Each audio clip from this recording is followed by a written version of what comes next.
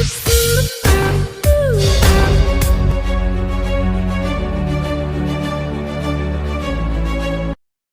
हिंद। मैं सरफराज अहमद आज एक नए टॉपिक के साथ।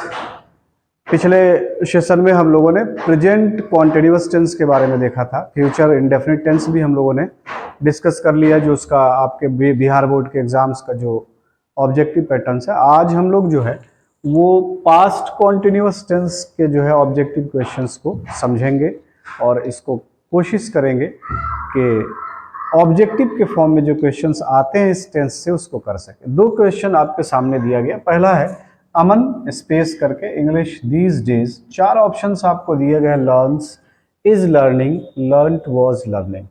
अगर आप इसको ठीक से देखेंगे तो अगर आप एक एक ऑप्शन को यहाँ लगाएंगे ना तो आपको सारे ऑप्शन सही दिखाई देंगे। ट्रांसलेशन के अकॉर्डिंग बात करें, जैसे लिखे अमन लर्न्स तो अंग्रेजी सीखता है, दीज डेज इन दिनों, ये भी आपको ठीक ही दिखेगा।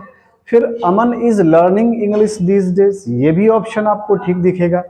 लर्नड तो ये पास्ट में ले जाएगा और वॉज लर्निंग सीख रहा था। लेकिन सही बात तो यही है कि जो हम हिंदी में ट्रांसलेट कर रहे हैं वो अलग बात है फॉर्म्स के अकॉर्डिंग, लेकिन हमें इसको एक ऑप्शन पे ले जाना है जो सही ऑप्शन होगा और वो टेंस के अकॉर्डिंग होगा।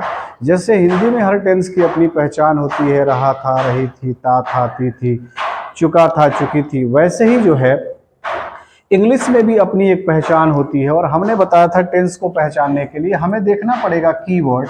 तो यहाँ एक कीवर्ड दीज डेज है और यहाँ देखिएगा तो दूर्स डेज है। यही वो वर्ड है जिसके आधार पे हम ये तय कर सकते हैं कि ये किस टेंस में होगा। इसकी पिछली वाली वीडियो में हमने आपको बतलाया था कि जब बात दीज डेज की हो जाए तो यहाँ पर past continuous tense, sorry present continuous tense को हम लेंगे।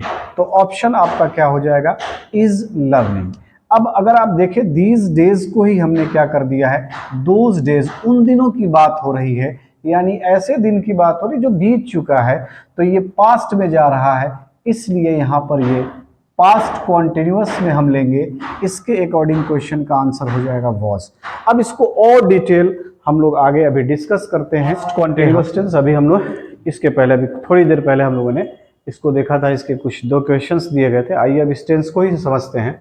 हम जानते हैं कि पास्ट कॉन्टिन्यूअस की पहचान जो होती है वो रहा, रही, रहे और था, थे, थी लगा होता है। तो उस सेंटेंस को मान लेते हैं कि वो पास्ट कॉन्टिन्यूअस टेंस में है। और जब उसको इंग्लिश में ट्रांसलेट करते हैं तो सब्जेक्ट के अकॉर्डिंग वाज और वर लगाते हैं और मेन वर्ब का फोर फॉर्म यानी कि आईएनजी फॉर्म हम यूज़ करते हैं। ये बेसिक है पास्ट कॉन्टिन्यूअस टेंस के लिए। पर अब हमें ऑब्जेक्टिव की तरफ बढ़ना अगर तो देखिए ना कि इसका यूज़ कब किया जाता है। Actions continue in the past, यानी उस एक्शन को दिखाना है जो कंटिन्यू था और कब था, वो पास्ट में था। लेकिन ये तो बात हो गई कि actions continue in the past को दिखाया जाता है, पर इसको दिखाने के लिए हमें कुछ वर्ड्स की ज़रूरत पड़ेगी, इंडिकेटर्स जिसको कहते हैं। वो वर्ड देख के ही पता लग जाएगा कि वो पास्ट के कंटिन्यू एक्शन को ही बता रहा है, जिसमें दो मेन है आपके, एक दैट टाइम और दूसरा दीज डेज। हमने प्रेजेंट कॉन्टिन्यूअस टेंस में आपको पढ़ाया था कि दीज डेज और वहां पर पढ़ाया था दिस टाइम, और इसमें आपका हो गया दोज डेज और दैट टाइम। इसके अलावा एक अगर यहाँ देखें तो कभी कभी क्या होता है ना, ग्रेजुअल इंक्रीज और डिक्रीज दिखाने के लिए, ग्रेजुअली किसी चीज़ का निरंतर बढ़ना और घटना ये दिखाना हो तो उसके लिए दो वर्ड्स, तीन वर्ड्स आते हैं, गेट, ग्रो और बिकम।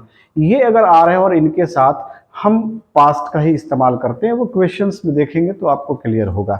तो हमें सिर्फ अपने ऑब्जेक्टिव क्वेश्चन में देखना क्या है, इस दैट टाइम, दीज दोज को, और अगर गेट, ग्रो और बिकम का यूज किया गया है तो उसके हिसाब से हमें सेलेक्ट करना है। जैसे पहला क्वेश्चन अगर देखिए आपको यहाँ दिया गया है और वो है कि इट इज रेनिंग या इट वॉज रेनिंग, लेकिन यहाँ पर देखिएगा इंडिकेटर तो दिस टाइम लगा हुआ है, तो दिस टाइम तो प्रेजेंट को बताता है, तो it is raining this time, इस समय बारिश हो रही है।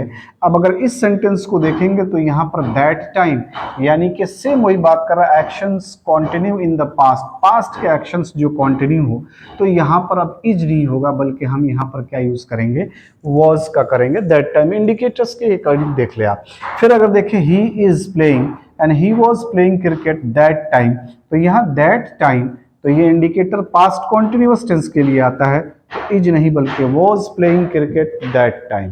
फिर नीचे आए it is getting, it was getting, मैंने कहा गेटिंग, गेट की बात हो, ग्रो और बिकम की बात हो, तो इसको कॉन्टिन्यूस में जब यूज करेंगे तो देख रहे हैं आपके ग्रेजुअल कोल्डर एंड कोल्डर, तो ये ग्रेजुअल इंक्रीजमेंट कहिए या डिक्रीज कहिए, जो भी कह लें आप, इसके हिसाब से अगर बात कर रहे हैं तो यहाँ पर इज नहीं बल्कि पास्ट में ही इसको दिखाया जाता है।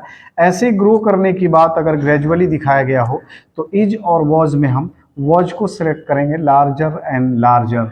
तो यहाँ पर इन सारे सेंटेंसेस को आपको देखने हैं और बस मेन चीज़ क्या है, दैट टाइम और दीज दोज डेज, इन दोनों के अकॉर्डिंग हम उसको ले आएंगे पास्ट कॉन्टिन्यूअस टेंस में, यानी ऑप्शन में आप देखेंगे वॉज वर्ब के साथ MB4। उम्मीद करते हैं यह वीडियो भी आपके बहुत उपयोगी होगा। नेक्स्ट वीडियो बहुत जल्द। जय हिंद।